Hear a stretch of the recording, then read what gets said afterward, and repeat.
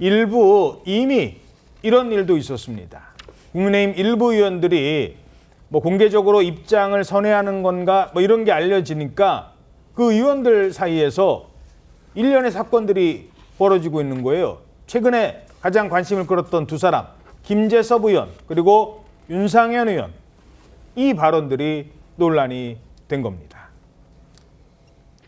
김재섭 의원이 형 따라가는데 형 자기 지역에서 엄청나게 욕먹는다. 어떻게 해야 돼? 나도 박 대통령 타는 거 앞장서 반대해서. 나 욕 많이 먹었어. 그런데 1년 후에는 다 야 윤상의 의리 있어. 좋아. 그 다음에 무속가도 다 찍어주더라. 지금 이 악화된 민심이랑 그 당에 대한 어떻게 해야 되는지 촉구하는 이야기를 드린 바 있고 그것이 좀 과장돼서 일방적으로 좀 유튜브 방송에서 전해진 것 같습니다.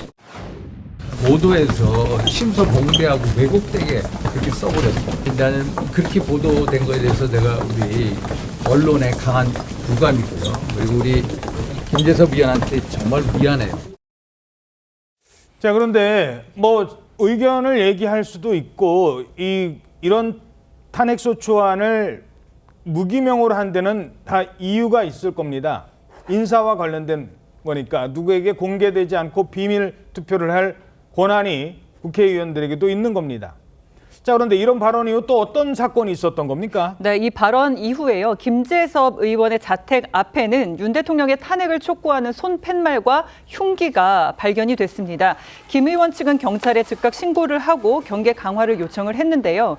지역구 사무실 앞에는 내란 공범이라는 메시지가 담긴 근조 화환이 배달이 되고 계란과 밀가루가 날아들기도 했습니다.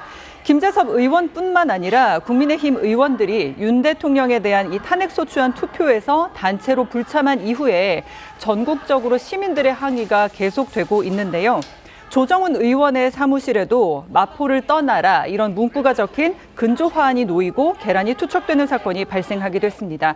마포경찰서가 즉각 출동을 했는데 조 의원 측은 이러한 행위에 대해서 고소 등의 조치는 검토하지 않고 있다는 입장을 밝히기도 했습니다. 허재인 변호사님 어떻게 보십니까? 일단 이런 현상 자체에 대해서는 이 의견을 표현하는 방식이 너무나 과격한 걸 넘어서서 위법한 소지까지 있다는 생각이 듭니다.